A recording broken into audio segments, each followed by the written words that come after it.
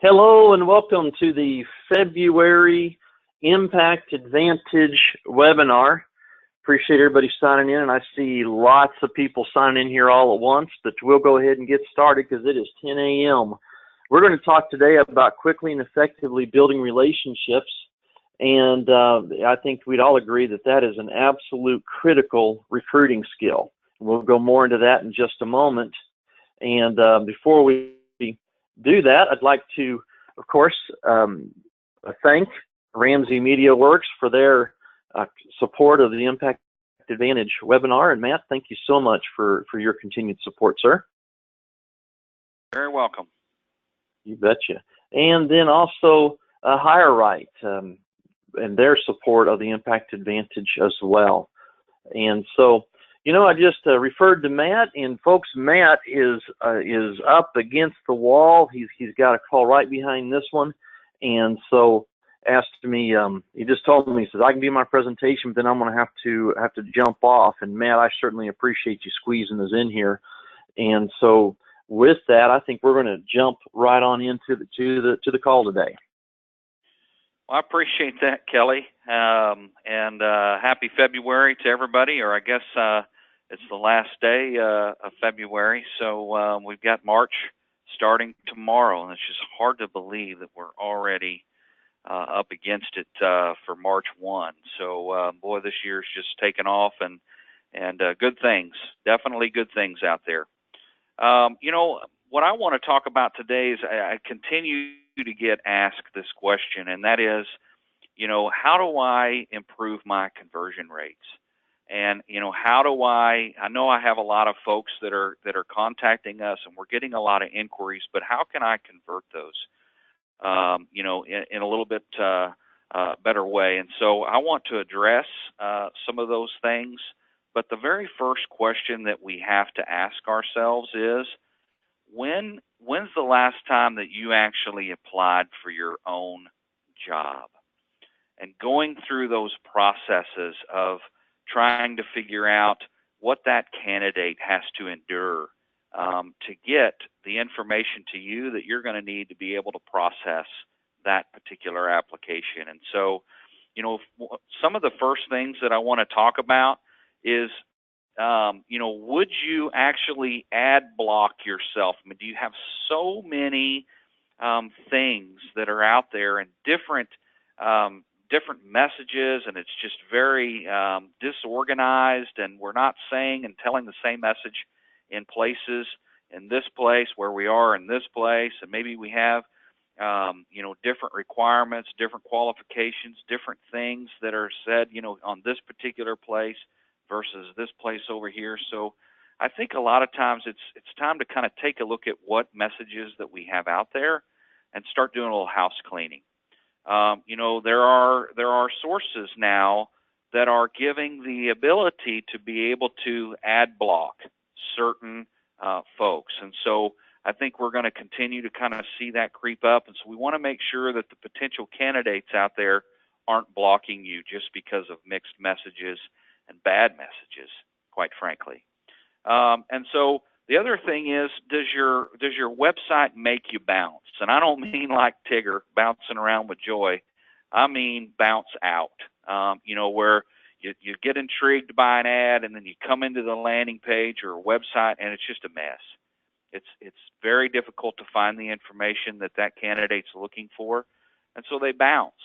And so one way to be able to look into that is, we've talked about Google Analytics on this program before, and definitely Google Analytics can show us bounce rates.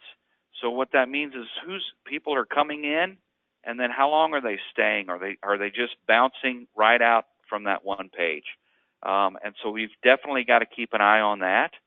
And then the other thing is your job description a prescription for Ambien? And what I mean by that is it a snoozer? Does it just put you to sleep? Is it just doesn't, you know, energize anybody to take action? And so those are three things there that will definitely be able to help bring people in. And so when you do bring them in, then we have to evaluate what our processes are. And do you enjoy talking to yourself. So incoming phone calls is what this would be actually be geared toward. And do you answer the phone, courteous, and do you engage that particular applicant? Kelly talks a lot about, you can either have one call 100 times or 100 individual calls. And so, he teaches conversational techniques, and I highly recommend that you go through that course that he has on conversational techniques, because it gives you some great insight as to how to answer those incoming calls and to engage that driver. Because what we've said on the program before, drivers are visiting about 16 different sources before they make a decision, and so you've got to stand out, and so you have to be enjoyable to talk to. And then, have you filled out all the blanks?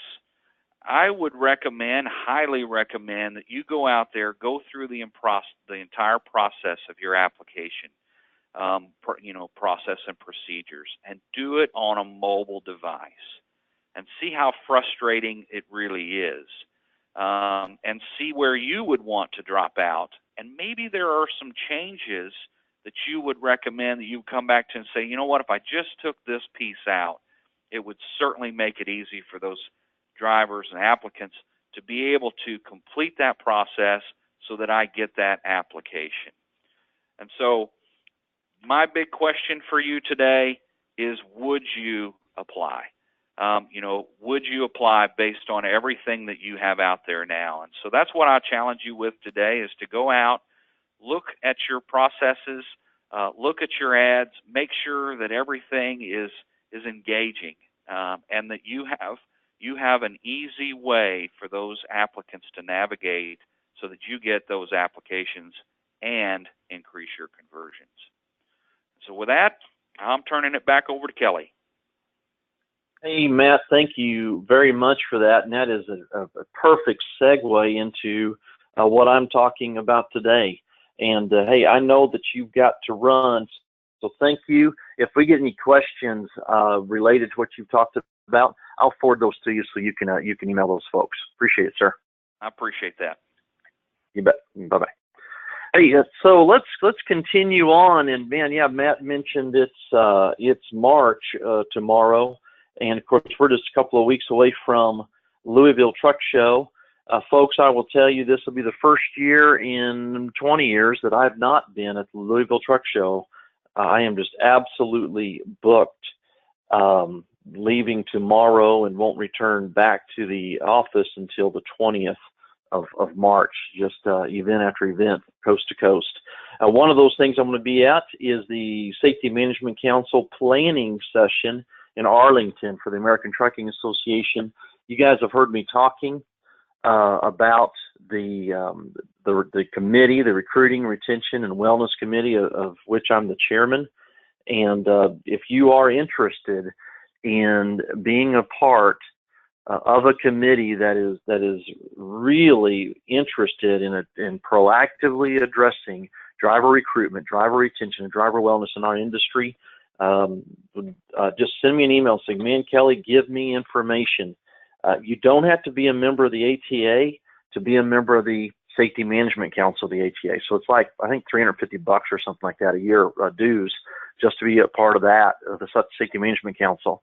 And then you can be a part of our committee. And I tell you, there is phenomenal people involved in this. And matter of fact, I got an email today from ATA, getting ready for our committee meetings, and from the working list that we put together last month, all aimed at talking about the driver shortage and what we can do regulatory-wise to change some things.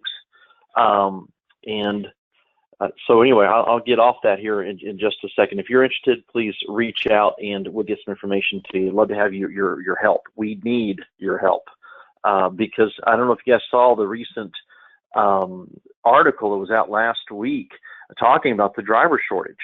And so now I think it was FTI was saying we're up to 279,000 drivers short today. And they're talking about, if you're short on cooks, then you know what, the restaurants raise their prices, raise their salaries or pay, and eventually we get some more cooks. Well, the other thing that'll happen is the prices will go up, and people will be like, man, I can't afford to eat out like I used to, so you know what, I'll just eat at home. So people stop eating out as much, the prices go up, and things level out. Well, if we're short drivers, which we are, and it's only getting worse, and everything we look at talks about increased freight demands, you've got companies reaching out to companies today, shippers trying to secure capacity and agreeing to freight rate increases. Folks, if we don't have drivers, America stumbles. Our economy will be throttled back because of the lack of people in our seats. And so we are proactively working. And maybe that's one of our Impact Advantage phone calls coming up. I'll get Brian Lagana, the chairman of the Safety Management Council, the director of the Safety Management Council, on the call with me. And maybe we'll talk specifically about what our committee is working on. But love to have you guys involved in that because it is absolutely critical. Having said that, let's get into how to build a relationship quickly and effectively. And folks, if I was to recommend a book to you, there's several that are my recommended books that when I do seminars I quite often mention. And one of them is going to be Dale Carnegie's How to Win Friends and Influence People. I went through Dale Carnegie years ago, and my one boss was like, when I was recruiting, he's like, Kelly, you don't need to go through Dale Carnegie. You already know how to speak. And you know what? Dale Carnegie isn't about speaking, although it is, but it isn't. It's about relationship building. That's the biggest thing I learned from Dale Carnegie is relationship building. And folks, I went through the course. Well, recently, I got the audio version. And actually the CDs, and was listening to them in the car. And it is amazing that How to Win Friends and Influence People was written back in the 1930s, and today it is still 100% applicable. I hear a lot. I was asked last week to do a speech on millennials. How do you recruit them? How do you retain them? And one of the things I said is, folks, people are people are people are people, and we're people. And the Dale Carnegie and these relationship tools are still true. It doesn't matter what generation you are; these are still true. First off, you got to get and use a person's name when we're talking to an applicant. Let's get real. We are asking this person to trust us with absolutely everything that they have, and your ability to feed your family, to provide shelter and transportation and food and for their future, and maybe even a vacation to Disney World, for crying out loud. And we're asking them to do that. And most recruiters that I call undercover never ask me my name. The phone call goes, and many of you have heard me demonstrate this before, recruiting, and the guy goes, hey, I wonder if I can, wonder if you're hiring drivers. We sure are. And then silence. Then the applicant says, well, what can you tell me about it? And the recruiter says, well, where do you live? Do you have any accidents? Do you have any tickets? How much experience do you have? Then we call him a liar. We'll go, well, if everything you're telling me is true, then I've got blah, blah, blah, blah, blah, blah, blah, blah, blah. And they just spray everything that we have at the driver. Folks, how in the world are you going to convince me to trust you with everything I've got if you don't even know my name? I coined a phrase that said, no name, no relationship. No relationship, no trust. No trust, no hire. And it's, or no recruit, when you're thinking about owner-operators. So the very first thing, we need to get this person's name. And folks, I do that because it puts me in the driver's seat of the conversation. Guy calls in, hey, I wonder if you're hiring drivers. Hey, I sure am. Who am I talking to? Oh, this is Bill. Hey, Bill, I appreciate you calling. Hey, by the way, how'd you hear about us?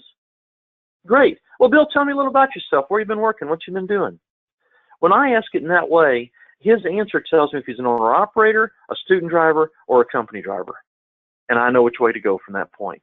But it starts the conversation, and I'm driving the conversation. I'm asking him the information that I need to know. But what's really great about it is he's loving giving it, or she, because they're talking about themselves, which is their favorite piece. 2 seconds, folks.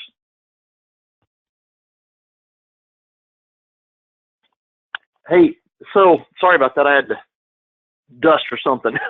So anyway, next is speaking in terms of the other person's interest. So when the person says, well, I've been driving for 20 years and I'm working over at Bubba's, it's not working out. And I'm going to go, well, how long you been there? And why are you thinking about leaving? Well, I've been there for about a year and a half, but man, the miles have been down. And but the straw that broke the camel's back is I need to be home for my son's game, and they got me home all right, midnight. In a few moments, I just found out he's 19 years with the same company. I may have said 20 right there. I don't know. Anyway, 19 years with the same company. He's working over at Bubba's. He's been there for a year and a half. And it's not about the miles, folks. It's about the money. And then, but more importantly, he mentioned his son. So now I'm talking in terms of their interest. Man, John, you got a son. How old is he? What does he play? A few moments of interest and empathization. Then, being John, I'm going to tell you, our drivers living in your area are averaging about $1,150 a week. And by the way, they're home every weekend. I'm speaking specifically about what they're interested in. I'm not going to give them the entire bowl of candy. And some of you have heard me talk before. I look at every benefit of working for your company like a different piece of candy. And so I only take the pieces of candy out of the bowl that they're interested in. And so it's because I'm talking about what they're interested in, they're engaged in the phone call with me. By the way, many people, they need to know all that other stuff. Yes, and we'll get that other stuff to them. But a lot of it we can do in orientation. Bullhorn did a survey of 50,000 applicants.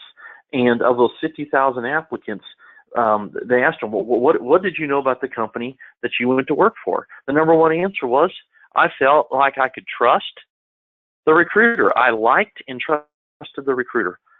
So, and folks, when I go through orientations undercover as a driver, I find the other drivers in the class, they don't remember everything that you told them, but what they do remember is they like what you told them when they were talking about it, and they liked you. And so they made a choice to trust you with everything they own. Second is smile. It kind of goes along with what Matt was saying, or third, excuse me, is smile. It changes your voice tone. It changes how you come across, and it's all positive. On the other hand, if it sounds like you're sucking on lemons and you hate where you're at, why in the world should I join you at that place? So smile. So, some people brighten up the room, when they leave, but let's not let that be us. Let's have an individual phone call, talking 100% to a person about what they're interested in. Let's keep going here. The other is make the other person feel important. So how do we do that? One is actively listening to them. We cannot multitask, and I don't have time. I think I talked about multitasking in a previous Recruiting Insider phone call, and folks, please just Google that. One of the biggest lies in our country today is people think that they can multitask, and I can do two things at once. The true definition of multitasking is that you have multiple areas of responsibility and you work those out. I'm a chairman of the American Trucking Association Safety Management Council Recruiting, Retention, and Wellness Committee. That's a mouthful. And so that's one of my tasks that I do. I'm the president of Impact, and I've got seminars that I'm working on for the next 3-4 weeks. And so and of course I have a bunch of real estate interests as well. But I'm managing all those different tasks, but I cannot do them all at the same time. I can do one thing at a time. So how can I convince this caller to trust me with absolutely everything they have if I'm not even willing to focus on them when they're calling me? So we've got to actively listen and focus on the caller. This whole conversational technique I'm talking to you about, I can't ask continuing questions unless I'm listening to them. And I mean, tell you, I've been on some recruiting calls. and the recruiters have absolutely embarrassed themselves. They've embarrassed themselves because they weren't listening, they weren't focusing, and the feedback that they gave was inappropriate to the conversation that was happening. And folks, how are we going to expect that person to trust us with everything they have if we're not giving appropriate feedback? So, I can tell you, when I first came out of Dale Carnegie, I got to talk in, I had that principle. I've got to talk in terms of their interest. And so they mentioned something, and I'm like, okay, follow-up question. So how long were you there? What made you choose them? And then I'm thinking, I'm thinking of the next thing to say.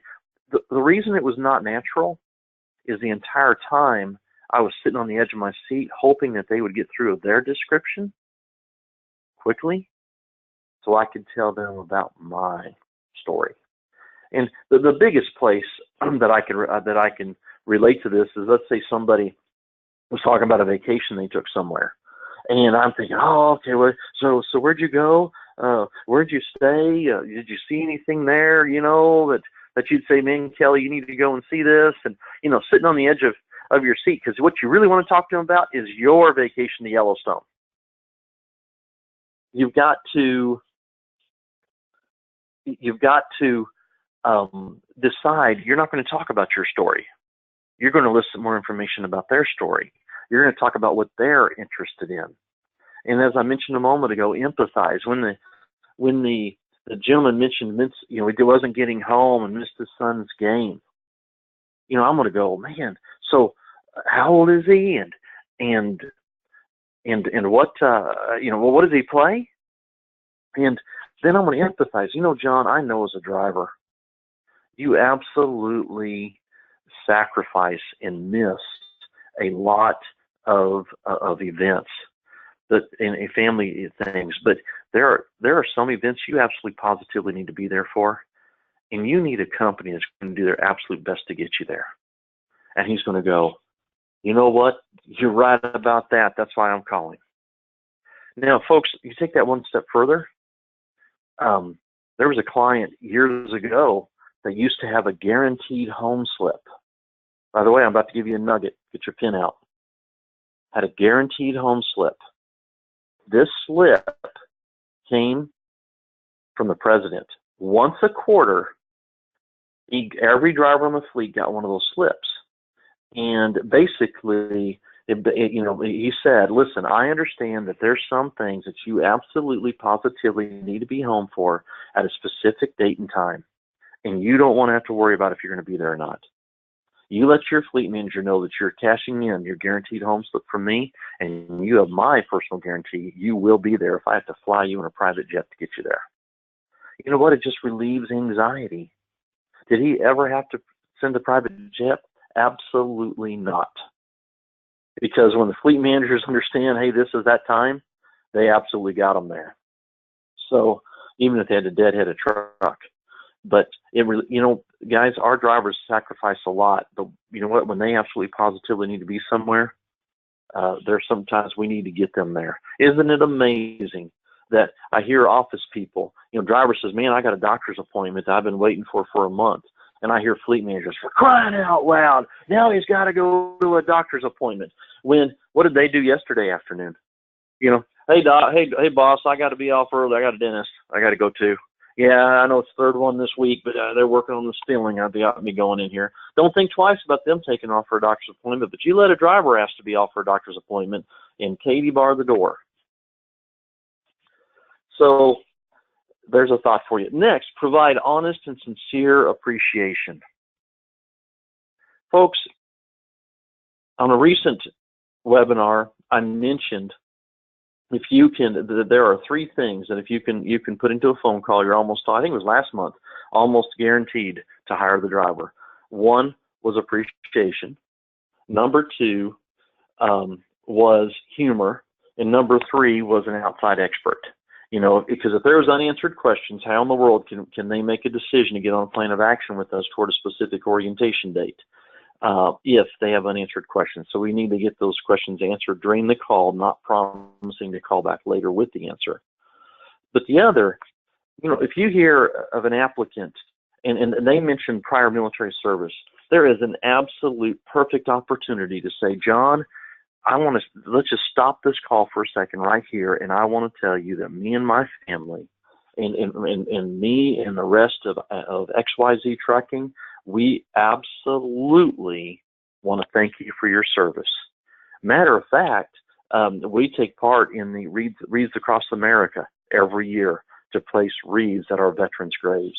Maybe that's part of what you do. And if you don't know what I'm talking about, check the TCA, Truckload Carriers Association, Wreaths Across America. Phenomenal event and great thing to do. So, thank you for your service. Guy says, I haven't had a wreck. I've been driving for 12 years and haven't had a wreck. John, wow, that is incredible. We just don't see that. On the other hand, maybe they talk about being at one job for a long time. Why not use that as an opportunity? John, we just don't see that type of longevity, and I want you to know you're the type of guy we're looking for. That is phenomenal. Great job. And I just want to go back to this honest and sincere appreciation. I was doing a presentation last year for the TCA at their Workforce Builders Conference in Kansas City. It was last year or the year before, man, time's flying. And Murray, the driver of the year from Bison, was on the panel that I was facilitating. And one of the questions, and some of you may have been on that call because we did a live recruiting insider call from that event. And you'll remember what I'm talking about. And one of the things I said is, Murray, you've been driving for X amount of years, and your record is this, this, and this. And I mean, he's just top shelf. And I said, Murray, would you share with us the sacrifices? What it's like to be on the road and the sacrifices that you make as a driver. And guys, Murray, up to that point, he was answering questions.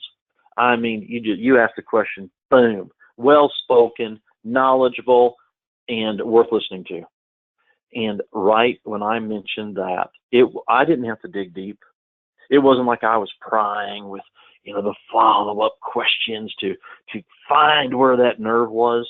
That nerve was sitting right there on his shoulder, and I didn't know it. That emotion, and Murray could not talk. If he did, you ever had those times? I've had them. Let's just be honest with each other. Those times when you know that if you tried to talk, you would cry. And that's where Murray was.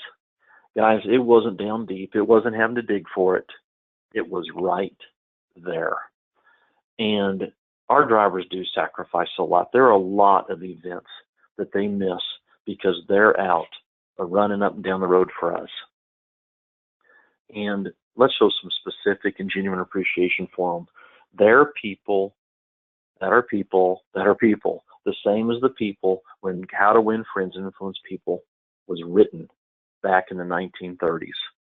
And these skills of talking in terms of their interest, of getting their name, of smiling, actively listening and focusing on them, asking continuing questions. The beautiful part is the continuing questions that we're asking are giving us the completed application that we need in order to move forward in our recruiting process.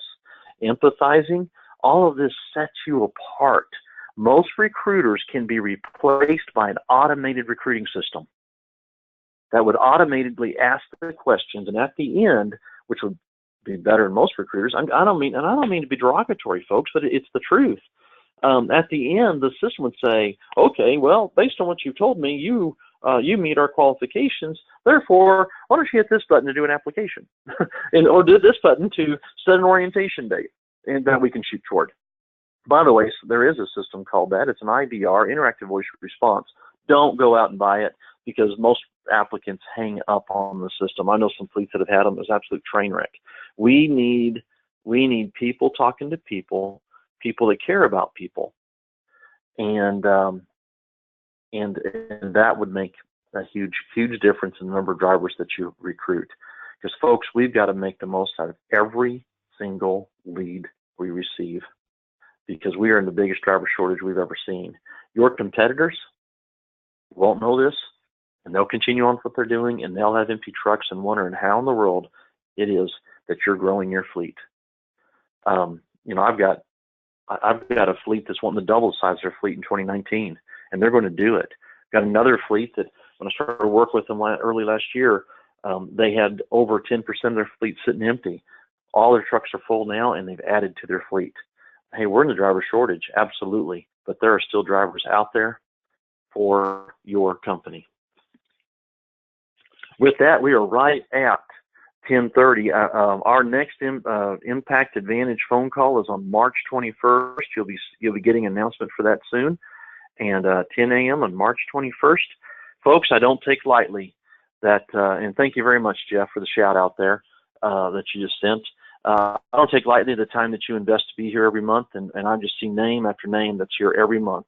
Thank you so much for that, and give me a holler if I can help you out. Goodbye.